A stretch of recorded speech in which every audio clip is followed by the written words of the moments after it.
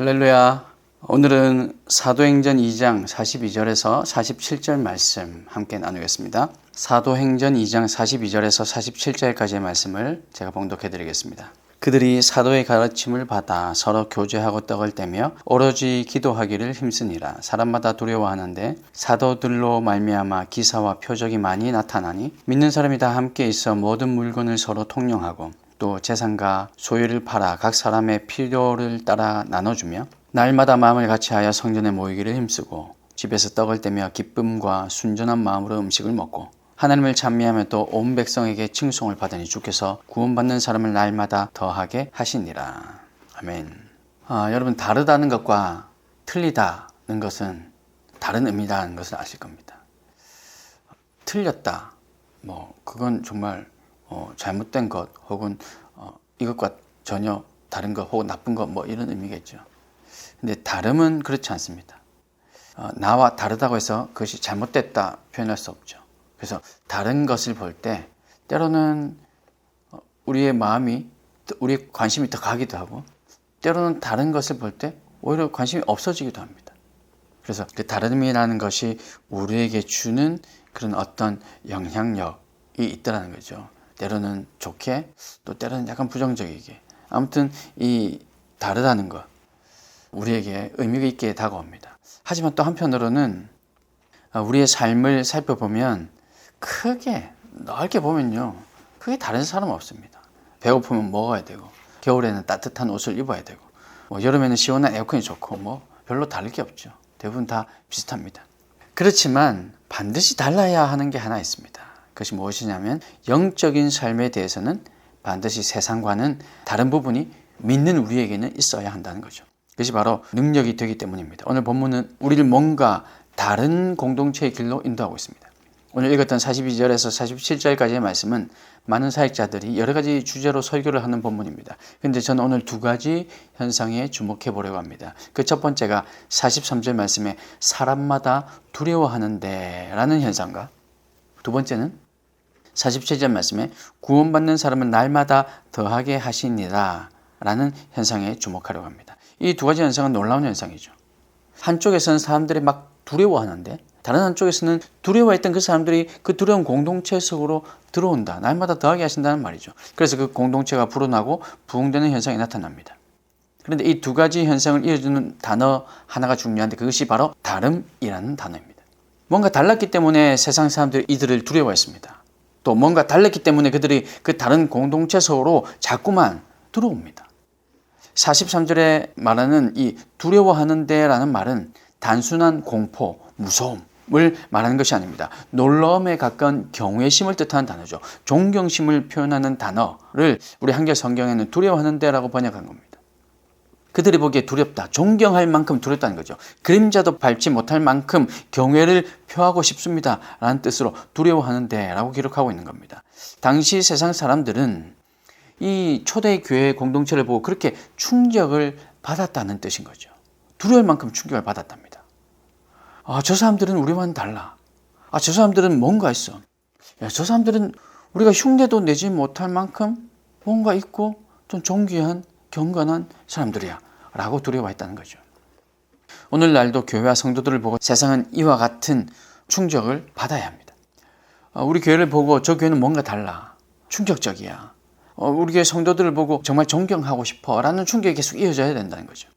왜냐하면 초대교회에 역사하셨던 성령님이나 지금 오늘날 이 시대의 이 교회, 또 우리 교회당교회에 역사하시는 성령님은 동일하신 분이기 때문에 그렇습니다. 그러므로 충격을 주지 못한다면 여러분, 성령님의 문제가 있는 겁니까? 아니죠. 우리에게 문제일 가능성이 크다. 우리에게 문제가 있다는 겁니다.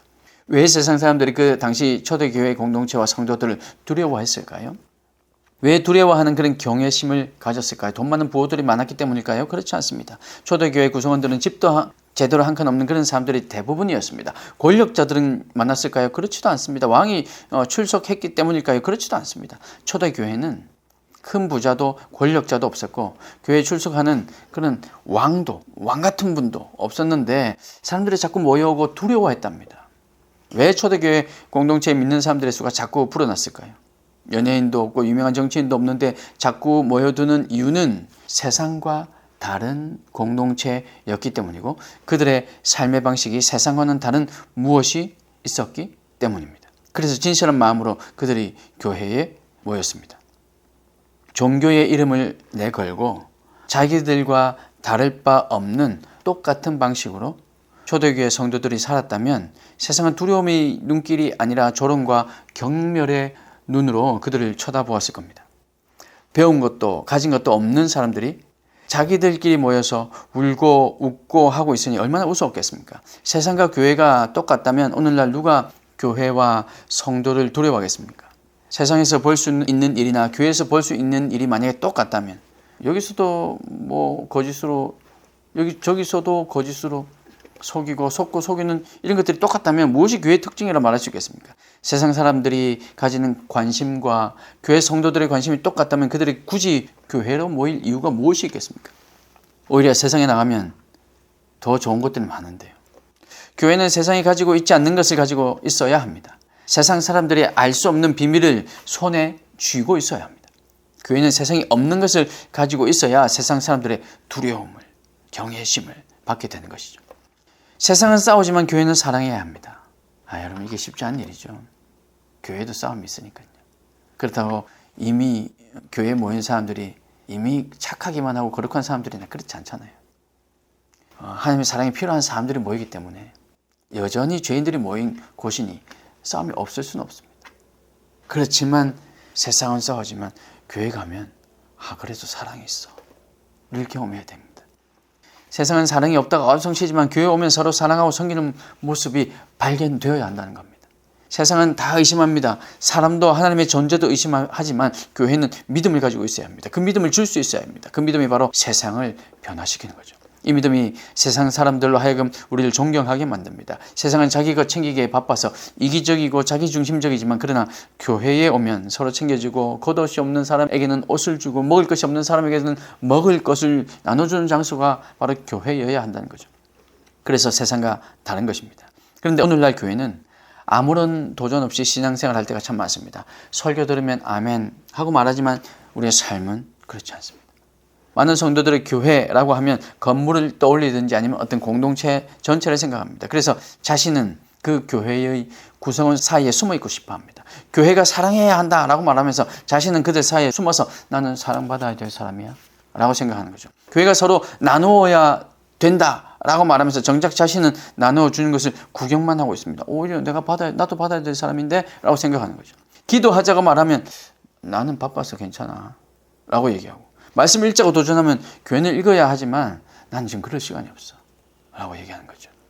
계속 구경만 하고 있는 겁니다. 헌신하자고 말하면 적어도 나는 빠져야 되고 우리 부서는 괜찮다. 변화하자고 외치면 다른 사람 다 변화해야 되지만 나는 이미 변한 사람이야. 나는 괜찮아 라고 생각합니다. 자신은 교회 구성원에서 제외시키고 있다는 말입니다. 그런데 세상이 교회를 보고 놀란다 라고 말할 때 궁극적으로 누구를 보고 놀라야 합니까? 교회를 구성하고 있는 나 자신, 자꾸만 숨으려고 하는 나 자신, 도망가려고 하는 나 자신, 제외시키려고 하는 나 자신을 궁극적으로 믿지 않는 이들이 보고 그리고 놀라야 한다는 거죠. 공동체 일원인 나 자신이 경외의 대상이 되지 않으면 교회도 더 이상 영광을 회복할 수 없습니다. 공동체의 한 사람인 나 자신의 삶이 다르지 않으면 세상 사람들이 어디서 다름을 경험할 수 있겠습니까? 적어도 내 주변의 사람들이 어디서 다름을 경험할 수 있겠습니까? 내 옆집에 사는 사람이 교회 다니는데 그 사람이 나와 똑같이 산다면 그 사람만 우습게 보는 것이 아니라 교회가 세상과 똑같다고 생각하게 되는 것이죠. 말씀대로 살고 기도에 무릎을 꿇는데 이런 데에 목숨 걸고 살고 삶의 터전을 성전 삼아서 예배의 삶을 살 때 사람들은 비로소 우리를 두려워하기 시작합니다. 나와 다르구나. 이런 고난 속에서도 저 사람 무릎을 꿇는구나. 기도하는구나. 찬송하는구나. 어떻게 그럴 수 있을까? 이것이 그 두려움의 시작입니다. 사랑하는 성도 여러분, 지금 우리는 세상을 보고 놀라고 있습니까? 아니면 세상이 우리를 보고 놀라고 있습니까? 죄송한 말씀이지만 세상이 우리를 보고 놀라지 않은 것은 이미 오래되었습니다. 오히려 교회에 있는 우리들이 세상을 보고 놀랍니다. 세상의 문화가 이렇게 급속도로 빨리 발전하는데 교회는 지금 뭐하고 있냐며 놀라죠. 그러므로 우리는 세상이 우리를 보고 놀라는 세상과는 다른 삶을 사시는 성도가 될 수 있기를 소망합니다. 적어도 그렇게 삶을 살겠노라 몸부림치는 저와 여러분 될 수 있길 바랍니다. 또한 성도는 세상의 권력 앞에 무기력합니다. 초대교회 성도도 지금 우리도 마찬가지인 거죠. 당시에 초대교회 성도들도 세상의 권력 앞에 힘없는 사람들이었습니다. 악의 세력 앞에 항상 궁지에 몰려있던 사람들이 바로 그들 초대교회 사람들이었습니다. 도덕적 타락 앞에서도 어쩔 줄 모르는 사람들이 바로 성도들이죠. 세상의 그 모순 가운데서 솔직히 물질적 손해를 감수하며 고민해야 하는 사람들이 바로 성도들입니다. 초대교회 성도들도 그랬습니다. 그러나 사랑하는 성도 여러분, 기독교의 본질은 물질과 권력과 부귀에 있는 것이 아닙니다. 우리에게는 무기가 없습니다. 물질도 없고 권력도 없습니다. 그러나 여러분 꼭 기억하십시오. 우리에게는 만군의 왕이신 여호와의 이름이 있다는 사실을 여러분 기억하시기를 주님의 이름으로 축복합니다. 세상에 없는 것이 바로 하나님 아니겠습니까?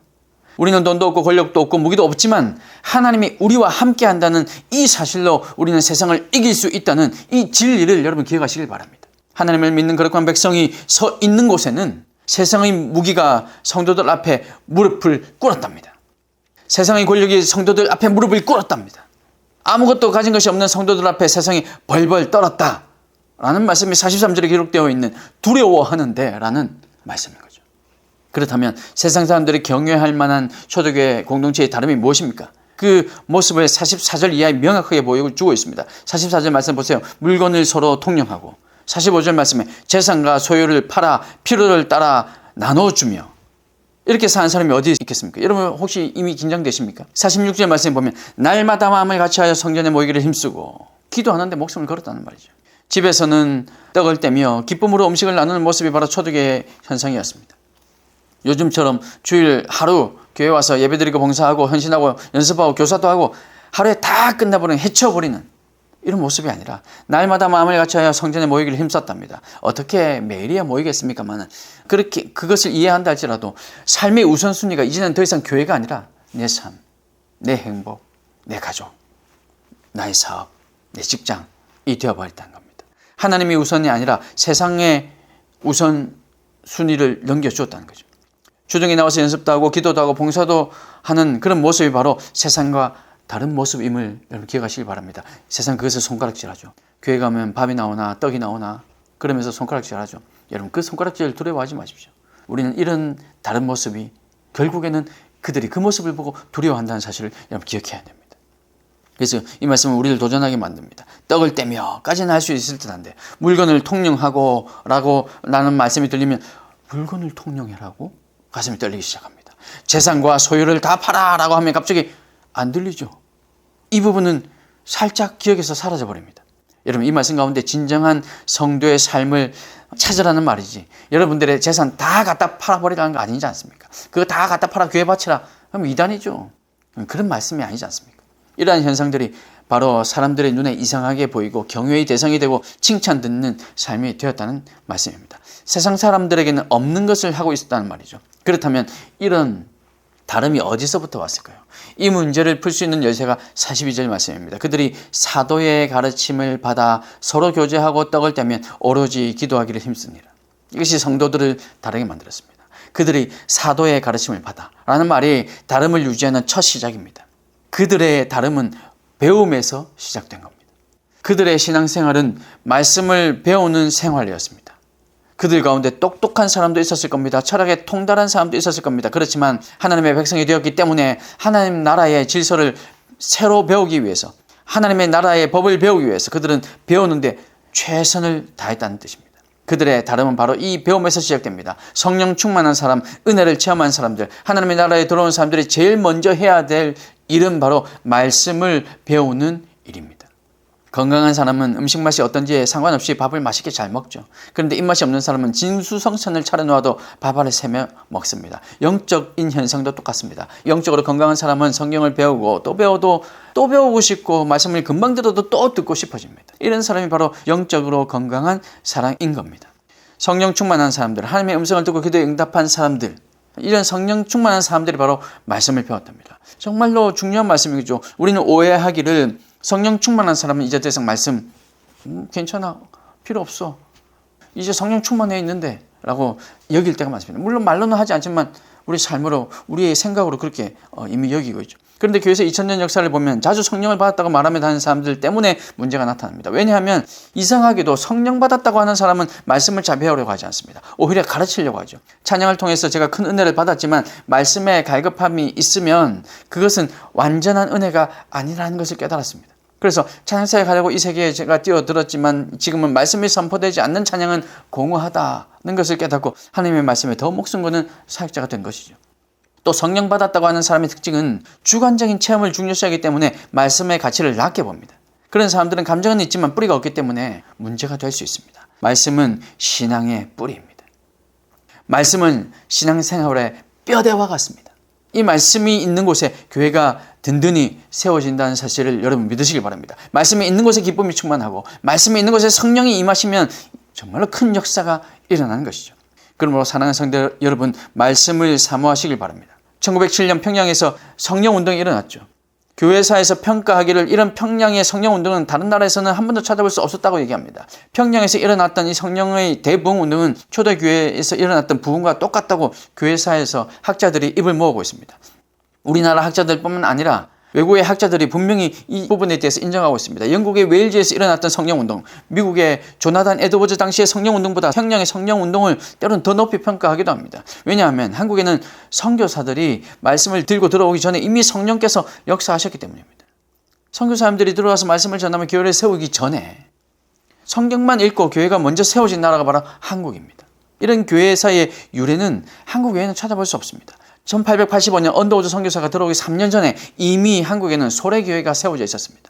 그 이유는 바로 말씀을 읽고 사모했고 말씀 위에서 다듬어지고 있었고 말씀 위에서 성령의 단비를 기다리고 있었기 때문입니다. 그리고 25년쯤 지난 후에 말씀을 읽고 배운 그들의 심령 속에 성령께서 임하심으로 말미암아 교회가 세워지고 부흥이 일어나는 놀라운 역사가 일어났습니다. 초대교회도 성령의 역사 이후에 교회가 세워지지 않았습니까? 1907년 평양의 부흥운동 이후에 전국에 우리나라 전역에 교회가 세워지기 시작합니다. 이제 거기서부터 남한으로 점점 교회가 세워져 내려가기 시작했습니다. 이 초대교회의 부흥운동과 한국의 부흥운동이 똑같은 모습으로 나타납니다. 사랑하는 성도 여러분, 말씀의 그릇이 준비되어 있어야 여러분의 삶이 성공하는 지름길을 발견할 수 있게 됩니다. 말씀 위에 서 있어야 성령의 역사가 제대로 일어납니다. 그런데 또 한 가지 주목해야 될 사실이 있습니다. 그것은 초대교회 성도들은 누구에게서 배웠느냐 하는 문제인 거죠. 사도들에게서 배웠답니다. 이 사실이 주는 첫 번째 기호는 배울 때 제대로 된 곳에서 제대로 배워야 한다는 말입니다. 교회 목사님, 전도사님, 장로님들이 계시는데 다행히 우리 교회는 우리 주변에는 그런 분들이 많지 않지만 없지만 신천지 같은데 뭐 이런 데 다닐 필요가 뭐였습니까? 그리고 또 다른 기호는 초대교회 성도들을 가르쳤던 사도들은 사실 학벌이 거의 없는 무식한 사람들이었습니다. 베드로는 고기 잡던 사람이었고 요한도 다른 제자들도 거의 모두가 그랬습니다. 세상의 학문이 전혀 없는 무식한 사람들이 가르쳤지만 초대교회 성도들은 겸손하게 그 앞에 무릎 꿇고 배웠답니다. 이 배움에서 교회가 교회되기 시작한 겁니다. 사랑하는 성도 여러분, 초대교회 성도들은 겸손하게 배움으로 다름을 유지할 수 있었습니다. 배움의 자세는 겸손이 전제되어야 합니다. 겸손한 사람은 누가 말을 해도 배우고 익히고 그대로 살게 됩니다. 사실 교회는 세상 이야기를 들으려고 모인 곳이 아니지 않습니까? 철학 들으려고, 윤리가 궁금해서, 그래서 윤리 강좌 들으려고 지금 이 자리에 모인 것이 아니지 않습니까? 세상에서 잘 사는 방법 알기 위해서 오셨습니까? 여러분들이 교회에 오신 이유는 그것이 아니라 예수 그리스도의 이야기를 들으려고 오신 것이 아닙니까? 십자가 이야기 듣기 위해서 이 자리에 오신 것이지 않습니까? 그렇다면 여러분, 말씀 앞에 무릎을 꿇어야 됩니다. 이 배움이 우리를 충만하게 만들 것입니다. 그 배움을 통해서 내가 왜 이 말씀대로 살지 못했을까? 십자가의 능력이 왜 나에게는 나타나지 않았을까라는 것을 깨닫게 되는 거죠. 이것이 바로 초대교회의 다름입니다. 또 하나 초대교회가 달랐던 이유는 서로 교제하며 라고 말합니다. 말씀이 하나님과 인간의 관계를 새롭게 한다면 교제는 인간과 인간의 관계를 다시 한번 이어주고 사랑하게 만드는 것입니다. 세상과 우리가 다른 것이 무엇입니까? 바로 사랑이지 않습니까? 예수님께서 우리에게 말씀하시기를 너희가 서로 사랑하라. 그러면 세상이 너희를 내 제자인 줄 알리라. 여러분, 그렇게 말씀하셨습니다. 세상과 우리가 다른 중요한 증거는 바로 사랑입니다. 베드로의 설교를 통해서 회개하고 믿게 된 사람이 3,000명, 두 번째는 5,000명, 그런데 세 번째는 그 수를 기록하고 있지 않습니다. 너무 많아서 셀 수 없었을 겁니다. 그렇게 많은 사람들이 교인이 되었습니다. 그렇게 많고 다양한 사람들이 한 교제권에 모였답니다. 10,000명에 가까운 사람들이 한 교제권 안에 있었다고 합니다. 그 수천 명의 사람들이 한 교제권에서 외로워하는 사람들이 없었더라, 소외받는 사람들이 없었더라 라는 의미가 바로 서로 교제하며 라는 뜻입니다. 이것이 바로 세상과 다름이라고 합니다. 우리 가운데 혹시 외로운 사람들이 있으십니까? 상처받고 상처 주는 사람이 혹시 있으십니까? 사랑하는 성도 여러분, 성령이 충만한 사람은 마음이 열려있는 개방적인 사람입니다. 성령이 충만하고 예수를 믿는데도 자꾸 혼자 있고 싶고 내 것 탁 붙들고 숨기고 싶고 사람이 자꾸 싫어지면 그것은 영적으로 문제가 어느 문제인지 모르겠지만 문제가 있는 사람이죠. 인사하자고 해도 인상 쓰고 가만히 있는 사람, 멋 있는 사람이 아니고 불쌍한 사람입니다. 웃으며 인사하고 웃으며 설교 듣고 저것이 저 사람이 저 목사가 설교를 잘하나 못하나 보자가 아니라 그 말씀에 순종할 수 있는 사람이 바로 성령 충만한 사람인 거죠. 누구라도 다가가고 싶은 사람, 그런 교제가 있는 사람이 바로 서로 교제하며 라는 말씀 가운데 있는 사람인 거죠. 그리고 또 떡을 떼며, 이 말씀은 밥을 나눠 먹는다는 말이 아니라 예배와 성찬을 의미합니다. 초대교회 성도들은 예수 그리스도의 죽음을 날마다 기억하며 감사했습니다. 나는 죽을 수밖에 없었는데 예수 그리스도의 십자가 때문에 하나님의 자녀가 되고 천국이 나의 것이 되었다는 그런 감격이 있었습니다. 그래서 모일 때마다 성찬식을 거행하면서 그리스도의 십자가를 생각했습니다. 날마다 그리스도의 십자가를 생각하고 감사하고 예배하는 생활이 그들을 세상과 다르게 만들었습니다. 사랑하는 성도 여러분, 예배에 성공하는 인생은 인생 전체를 통해서 성공하는 인생인 줄 여러분 믿으시길 바랍니다. 날마다 우리 가운데 임재하신 하나님을 이 예배 가운데 만나시는 여러분 되시기를 주님의 이름으로 축복합니다. 그래야 세상과 다르게 살 수 있습니다. 여러분 마지막으로 기도하기를 힘쓰니라. 여러분 이 말씀은 기도가 그들을 세상과 다르게 만들어 놓았다는 말입니다. 초대교회의 특징은 우리 모두가 다 아는 것처럼 기도입니다. 기도하는 공동체입니다. 이 사도행전은 기도행전이라고도 불리고 성령행전이라고도 말합니다. 기도가 그들의 다름을 유지하는 비결이었답니다. 기도하는 공동체가 바로 부흥하는 공동체인 줄 여러분 믿으시길 바랍니다. 기도하는 공동체가 하나님의 이적을 체험하는 공동체입니다. 여러분 그래서 교회다운 교회는 분명히 말씀이라는 이 바퀴와 기도라는 바퀴가 함께 조화를 이루며 굴러가야 건강해진다고 저는 확신합니다. 날마다 기도의 용사가 되시고 아침, 점심, 저녁 날마다 우리 교회의 기도의 소리가 끊이지 않을 때 소망이 있는 교회고 세상과 다른 교회라는 사실을 여러분 기억하시기를 주님의 이름으로 축복합니다. 사랑하는 성도 여러분, 기도는 하나님과 연결된 생명의 젖줄입니다. 세상과 다르게 살려면 이 기도의 줄을 놓지 마시길 바랍니다. 기도의 줄을 놓지 않고 기도의 무릎을 꿇는 이런 사람들, 그것이 바로 세상과 다른 사람, 세상의 두려움을 받는 사람, 그런 사람이 되는 줄 여러분 믿으시기 바랍니다. 교회와 성도가 세상과 다름을 유지하는 비결은 바로 이 네 가지가 있느냐 없느냐. 즉 배우는 교회인가, 배우는 사람들이 있는 교회인가, 사랑의 교제가 있는 교회인가, 그리고 이렇게 떡을 떼며 하나님과 함께하는 그 예배의 감격이 있는 교회인가, 그리고 기도에 깊이 들어가는 영성이 있는 교회인가. 이것이 바로 세상과 다름을 유지하는 비결인 줄 믿습니다. 사랑하는 여러분, 성도는 세상과 달라야 합니다. 그 다름의 모습은 개인이 모여야 교회가 될 수 있습니다. 세상이 두려워하는 이 다름이 있어야 교회가 세상에 소망을 주고 있다는 증거가 될 겁니다. 그런데 우리는 어떤 하나님을 오늘 만나고 계십니까? 우리 필요만 채우고 우리 소원만을 아뢰는 것이 아니라 이제는 성숙해지길 원합니다. 이제부터는 하나님을 증거하는 자리, 하나님이 우리에게 베풀어 주신 그 사랑을 세상에 보여주는 그 자리로 나아가야 할 줄로 믿습니다. 성령 충만으로 하나님께서 사용하실 수 있도록 세상과 다름을 보여주는 저와 여러분, 그래서 세상에 두려움을 주고 세상의 능력을 나타내는 저와 여러분이 다 되시기를 주님의 이름으로 축복합니다. 기도하겠습니다.